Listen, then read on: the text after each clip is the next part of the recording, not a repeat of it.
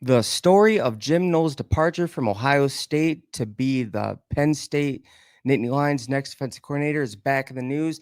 I had previously made a video about this, my thoughts on the departure. Now, as we as I recall this, there was the championship celebration in Columbus a week after they won the national championship, and the question was, where was Jim Knowles? And not even an hour later, it was announced that he was going to become the next Penn State Nittany Lions defensive coordinator.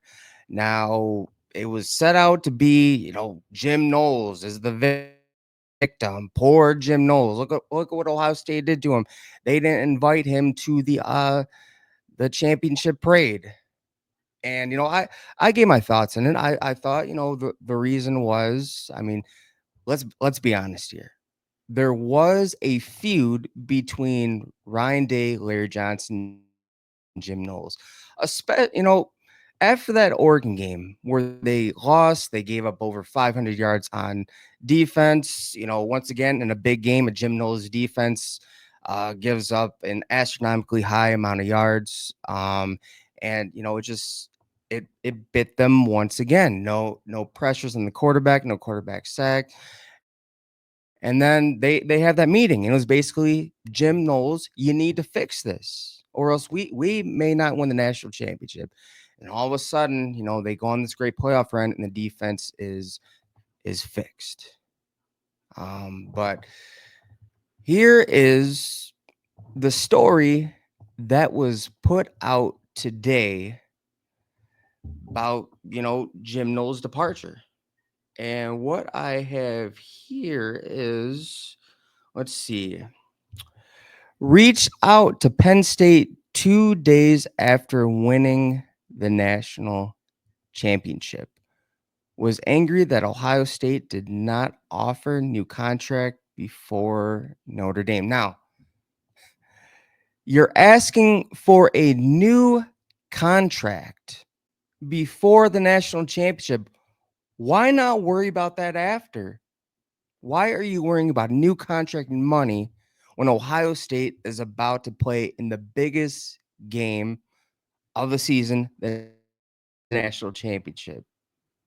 Sounds like someone who's kind of selfish and then felt not wanted after not being invited to pray despite talking with Penn State. So here it is. I've heard other stories. He was in talk with Penn State before the national championship game. He was in talks with Penn State, like literally after the confetti dropped. There was a story that James Franklin got a call from Jim Knowles at 5:06 a.m. like that morning after the national championship game, and it's just like this dude had his mind made up that he was not coming back to Ohio State. I mean, why should they invite you to the championship parade once they found out that you were in talks with them this whole time? Why would they do that? It would be a distraction. It would take away from what those young athletes, those young men accomplished. They just won the national championship. And you know what? He could have waited a couple days to have that announced. But by having him announce that I'm leaving for Penn State to be the next defensive coordinator, it took away from that celebration, that moment.